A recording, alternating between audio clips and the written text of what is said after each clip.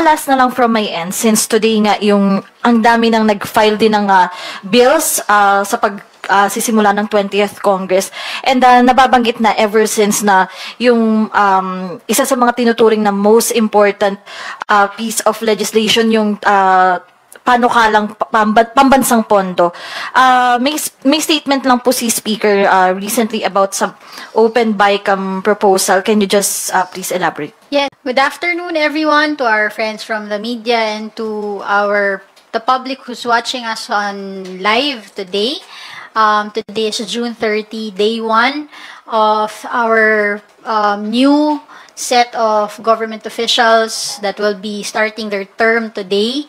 While so many things are happening around the country today is also the start for our members of the House of Representatives to file their proposed bill para sa mga kailangang saguting problema ng lipunan. So, today, our House Bill number 1 was filed by our Representative Speaker Ferdinand Martin Romualdez, Andrew Julian Romualdez, and Jude Asidre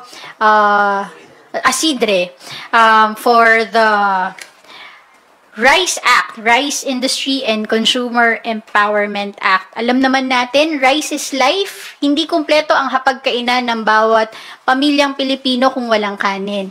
At itong bill na ito ay naglalayon na masiguro na merong kanin sa bawat hapagkainan ng bawat mamamayang Pilipino.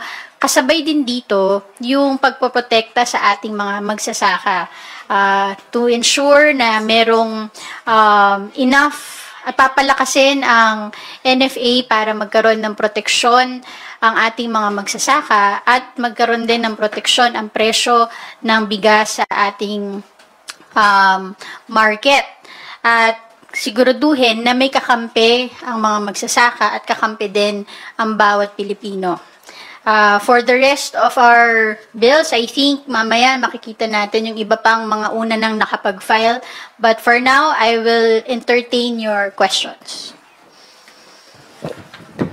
Thank you, ma'am. For today's first question, we will now acknowledge Melalis Moras from PTV4.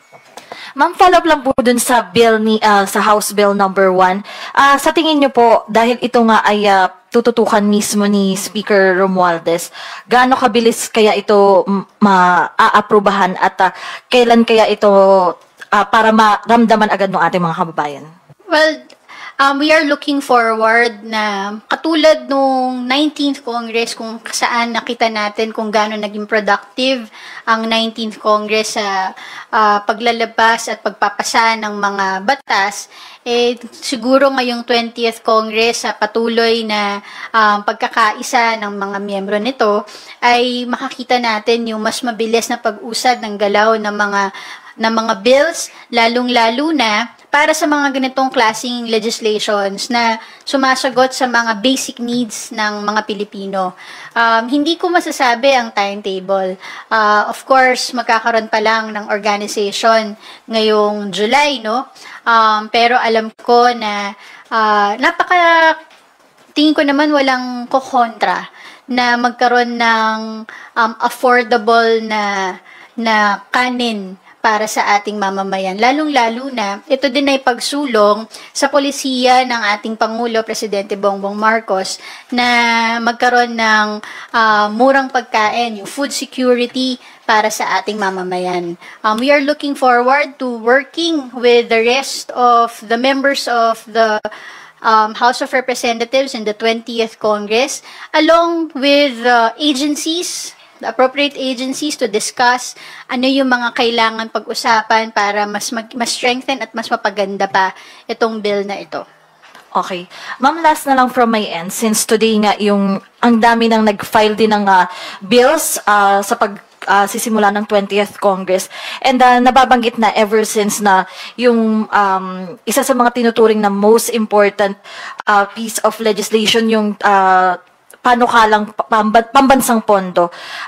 May statement lang po si Speaker recently about some open BICAM proposal. Can you just please elaborate? Yes, definitely. Speaker Martin Romualdez welcomes yung open BICAM na maging transparent sa lahat yung proseso ng pagbalangkas ng ating pagsasaayos at pag-aaproba ng budget ng ating bansa. Kahit naman na noong mga previous congresses, naging layunin na rin ng House of Representatives, especially under the leadership of Speaker Martin Romualdez, yung mga taon na binabalangkas yung budget na maging transparent. Kaya nga open sa lahat ang pagpapanood ng mga committee hearings. Lalong-lalo na ngayon, we are looking forward na magkaroon ng enough na suporta para mabuksan ang BICAM para lahat ay makikita yung buong proseso. Thank you, Mela. Tina Pangariban Perez from GMA7 is now recognized. Good afternoon po, ma'am. Ma'am, it's now the 20th Congress. Will the House comply with the impeachment court's second requirement, yung pong certification, na willing and interested pa rin ng House to pursue the impeachment? Well, nag-start today yung terms ng mga members ng House of Representatives under the 20th Congress, pero yung actual na opening ng 20th Congress ay hindi pa nangyayari. Definitely, tutugunan ng House yung kanilang tungkulin. Natugunan na rin ang House ang kanilang tungkulin sa proseso ng impeachment sa pag-transmit. Nasa prosecution panel na yung kumpleto pa ng iba pang mga kailangan isumite dun sa orders ng Senate. Sinabi naman na din ng members ng House Prosecution Panel na dun sa mga orders ng impeachment court, susundin naman nila sa tamang panahon. Ma'am, yung sa election po ng prosecutors, do you know the timetable? Wala pa akong information tungkol dyan. I would assume pagka nag-open na ulit yung 20th Congress. Thank you po.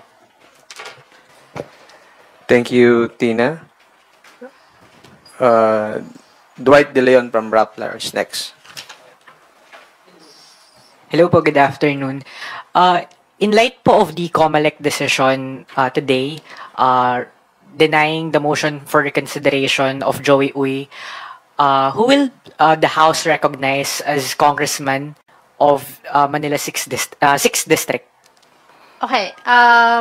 I will answer according to my legal knowledge because I don't want to sound biased, of course. No, we received the decision of the COMELEC and Bank today.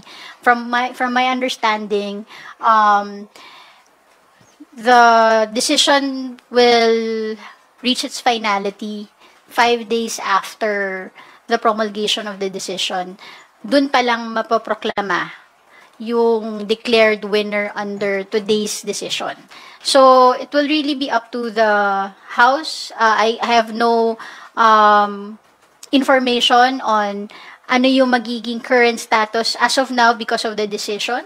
But with the decision stating na with finality, that decision will be the current status ko, I would assume, no? Pero I would have to check pa more on the legal side and of course to check also with the legal ng House on how they will handle the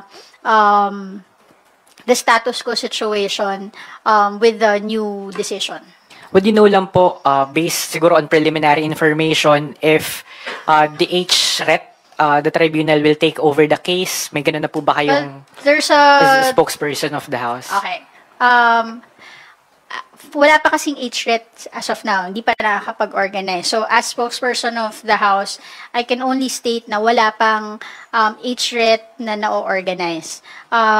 But there's a jurisprudence that states, Uy versus COMELEC, that states that HRET's jurisdiction arises when three things occur.